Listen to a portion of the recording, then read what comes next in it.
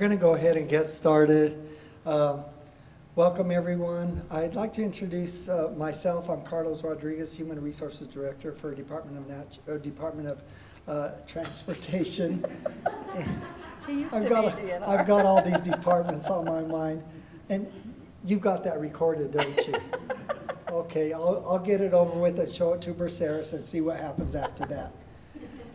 And this is Jerry Lee Buckley. She's been working at UDOT. She's been working with state government since April of 2006, and she's got 9 years and almost 7 months of state service. With UDOT, she's been here since December of 2006.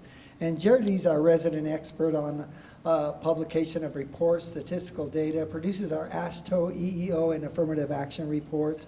Without those reports, UDOT would have a very difficult time finding federal funding. And of course, she also works in recruitment, classifications, and a host of other HR-related services. And one thing about Jerry Lee you'll find out is she enjoys M&M's candy. So just to make sure we're all in the same room, the title of the session is DHRM Rules. The DHRM Rules, they are used statewide by all of the agencies to develop their internal policies. All of the state agency internal policies, when they're dealing with human resources, they use the DHRM rules as a basis to extract guidelines on how to develop those policies, anything ranging from how to announce positions, how to classify, what are the leave issues, administrative leave, sick leave, long-term disability, workers' comp. All of those rules come out of our HR rules, and Jerry Lee's going to explain how we go about getting those rules to begin with, how they go about changing those year to year. And so the reason we're here is to explain some of the new rules that have come out effective July 1st of this year. And Jerry Lee will first go through the process of the process we go through in order to get those rules changed, modified, added, or even taking away some of the rules that have no value in state government. So let's go ahead and get started. Thank you. Hello, everybody. Okay. Is that clip? Okay, is it working? No questions, no, no heckling. Okay, so the DHM rules process involves beginning February of each year, we get initial input for proposed rule amendments from all of the HR employees. Anybody who wants to make a comment or see a change or whatever, that's when they can give their input.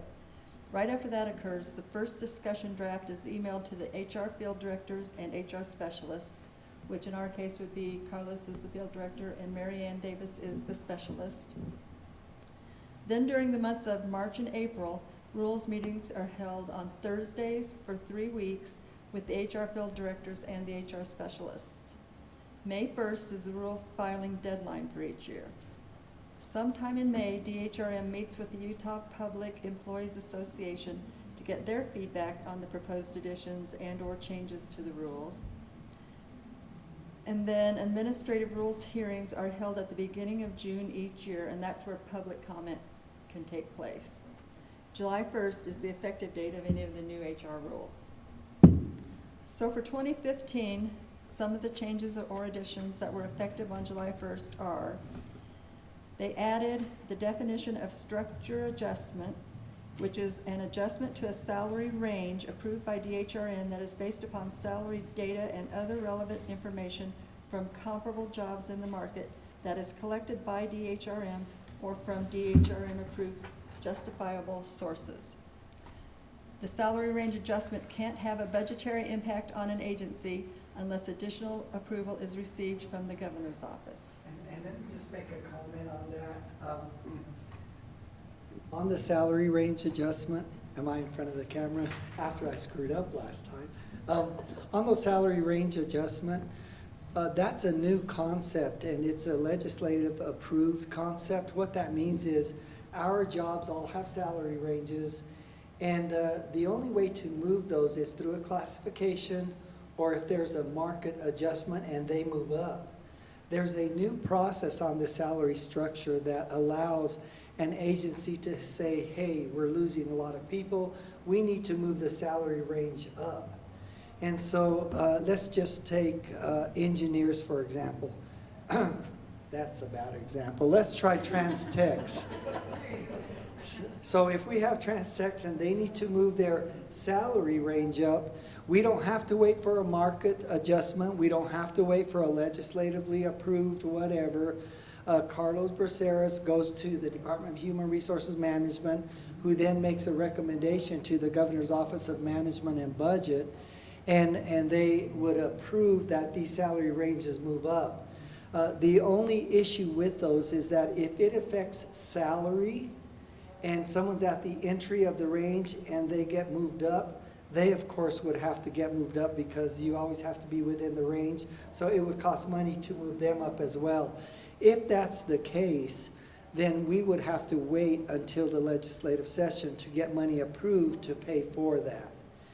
The other issue is, and this wouldn't be in the case of TransTex because they're unique to UDOT, but if we had a position, say administrative support position, we're not unique to those job titles. If we wanted to move those up, all job titles in state government would also have to move up that are administrative support. And if those other agencies have their budgets impacted, then it would hold off on increasing that structure adjustment until all the agencies are okay with that. So that's the newest concept on that DHM rule with structural adjustments. Any questions on that? Okay, thanks. I have a question. Do you still have a ranking? Like, it used to be something like 58 to 74. Steps, Oh, like the steps? Oh, yeah. Yeah, we no longer have steps, so it's all just a wage and at the beginning and at the end, and then we only use percentage increases. We don't use steps anymore. So. Okay, another one that was added was they supplemented the Fair Employment Practice and Discrimination section of the rules to provide for non-discrimination based on an individual's sexual orientation and gender identity. In relation to this, there's also the same verbiage added to the Workplace Harassment Prevention section of the DHRM rules to include these same individuals. Another one that was added is an agency may now award a bonus to incentivize an employee to accept and/or continue an assignment in a specific geographic area. So like if one area is harder to recruit for instance, Vernal has all the oil fields out there and they make a lot more money than we can afford to pay. So instead of starting them at the same as everybody around the state, they can start a little higher. And this is, it's called the Geographic Job Market Bonus. It's a bonus though, not the start, right? Yeah, I got that wrong. It's a bonus so that an employee can, let's say oil fields try to lure an employee away, we can counter that with a bonus for that employee as an incentive to stay. Before we're able to do that, however, we have to put that in our incentive award policy before that's utilized. And it's the rule is so new that we don't have that in policy yet. So, and as you know, if we change any policies, it has to go through the technical committee and be accepted by them and then get it published. So, yeah, question. Go ahead. Hey, now does that just apply to new hires, or is that for people that are already been hired by the state? It'll be current UDOT employees. And it's just a bonus to get them to stay rather than have them say, you know, McDonald's is paying a lot higher, I'm going to go work for them. And so well, if we give you this bonus, would that be enough incentive for you to stay? But I know there's a tremendous, a lot of places in this state that the cost of living is so expensive, and trying to keep people, quality people working for UDOT is really hard because they're like, why am I going to work for X when so-and-so's going to pay me $8 more an hour? Yeah. And you know, we try to incentivize the benefits and the premium costs for things to differentiate state employment from some of those private sectors, but sometimes even that doesn't compete anymore. So yeah, we understand there's some issues out there regarding that, and this new rule helps out a little bit with that. Obviously there's a lot of remaining issues with pay in state government, but this helps a little bit towards trying to retain our folks not to leave. So, and you had a question? Like we were discussing the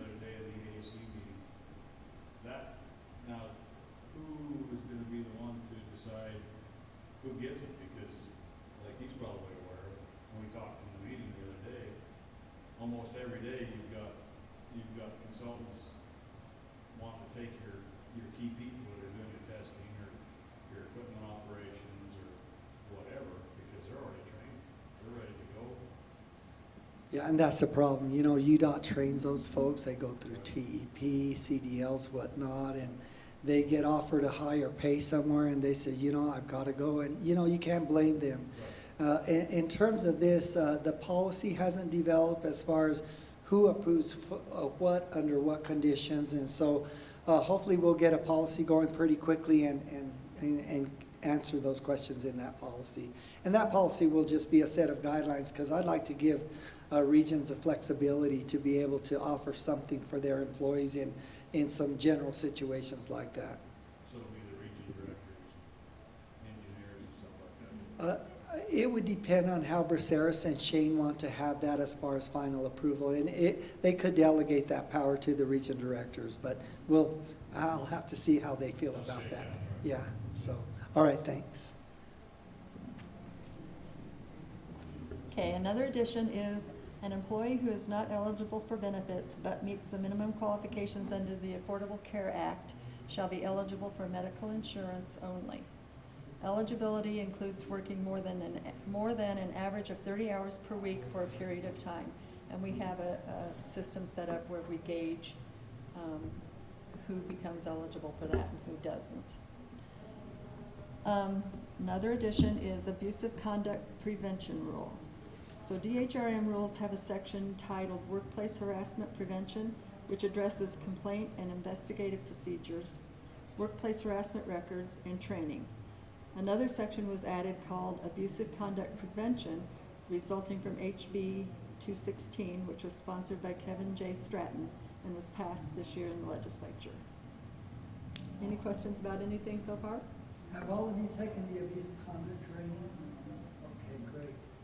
So it's different because it's not just isolated to the protected classes? Is that what's different about that? Yeah, it's not under a protected class. And so, so their definition is those, and in fact, I brought the bill with me.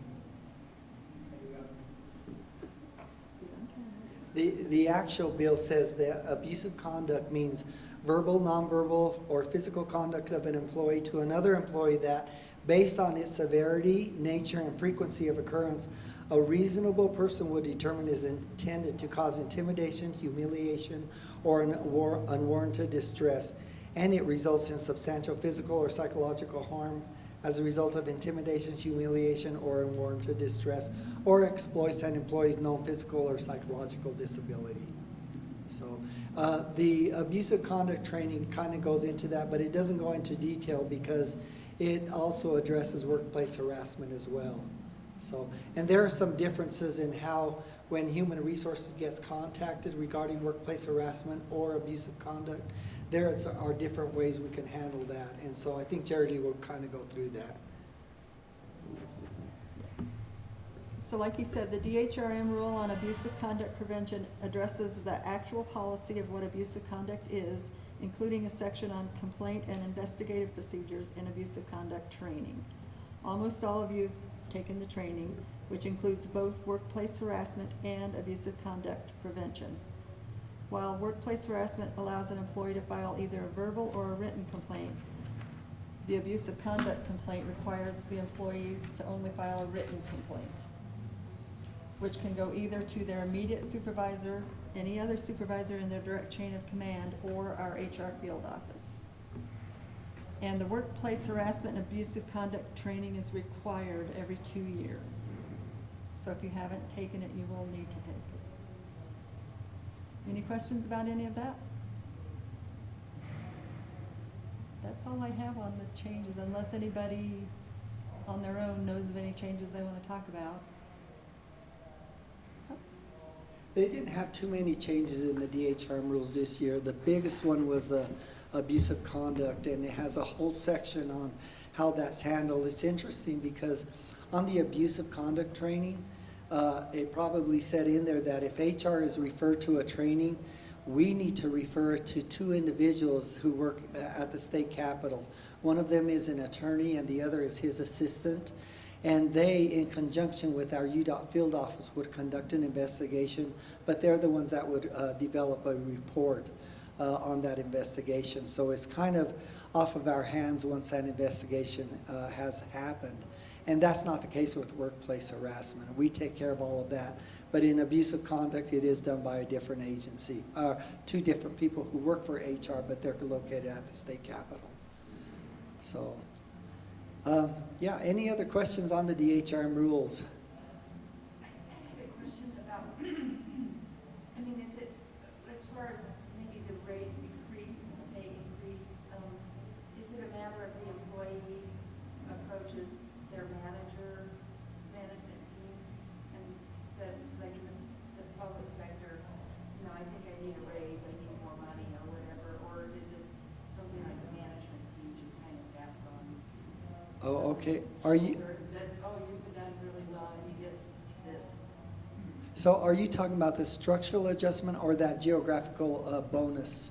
Well, geographical sounds like it's set, but I think about the structural, and is there an ASC or something like that? Oh, an ASI? ASI? Oh, okay. How do those things work? Are you supposed to say, hey, manager, I need more money, and this is what I've done, or does the manager just kind of tap on shoulders and? Oh, yeah, you know, those ASIs there, ASIs under DHRM rule are discretionary, so that means that the manager it's at his or her discretion to recommend an increase for their employee, and there are various reasons for those increases, and that includes performance, or if they've done really good on an extra project or something, and they have to get their region director approval, or in the case of the complex, their group leader approval, and they justify it in an ASI form and then send it into our office. So. That's a one-time, almost like a bonus? And ASIs actually go to your base wage, and so I think our UDOT ASIs are 2.5%, and so that would go to your base wage and would not be a one-time bonus. The geographical one is a one-time bonus, and bonuses are allowed up to $8,000 a year, but no more than $4,000 per occurrence. So, any other questions? Okay, great. Well, thanks everyone. And did everyone sign the roll? Did anyone not sign it? Okay, great. Okay. Hey, thanks everyone. Appreciate it. If you guys have any other questions about the rules, they are on the employee gateway if you want to look at those. And if you have questions, if you do look at them, just give us a call. All right, thanks everyone. Thank you. Jerry Lee is wonderful. All your staff are, she's my favorite person. Her, Lori. Great.